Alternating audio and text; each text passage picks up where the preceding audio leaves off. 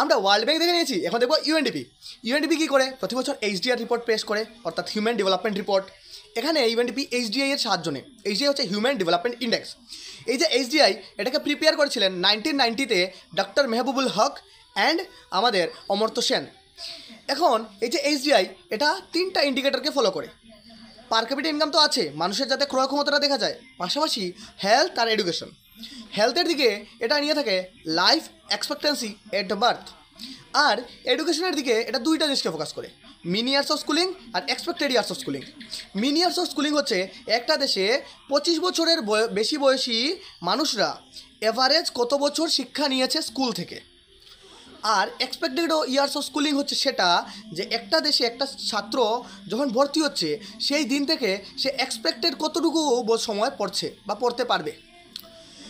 তো এই যে 3টা বিষয়কে নিয়ে, হেলথ, এডুকেশন আর পার ক্যাপিটা ইনকামকে নিয়ে আমাদের এইচডিআই ভ্যালু 0 থেকে 1-এর মাধ্যমে র্যাঙ্ক করা হয়।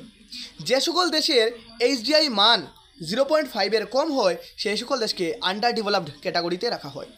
যে সকল দেশের মান 0.5-এর বেশি আর 0.8-এর কম সেগুলিকে রাখা হয় ডেভেলপিং কান্ট্রিজ ক্যাটাগরিতে।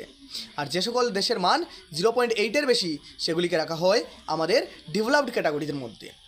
এক্ষেত্রে দেখো, শুধুমাত্র ইনকাম অর্থাৎ কোয়ান্টিটেটিভ অ্যাপ্রোচে ফোকাস করা হচ্ছে না, it also focuses on quantitative plus qualitative. As quality indicators হিসেবে আমরা দেখছি এডুকেশন আর হেলথকেও ফোকাস করা হচ্ছে। ধন্যবাদ। নেক্সট ভিডিওতে আমরা পুরোপুরি কনক্লুশনে আসবো যে ওয়ার্ল্ড ব্যাংক নাকি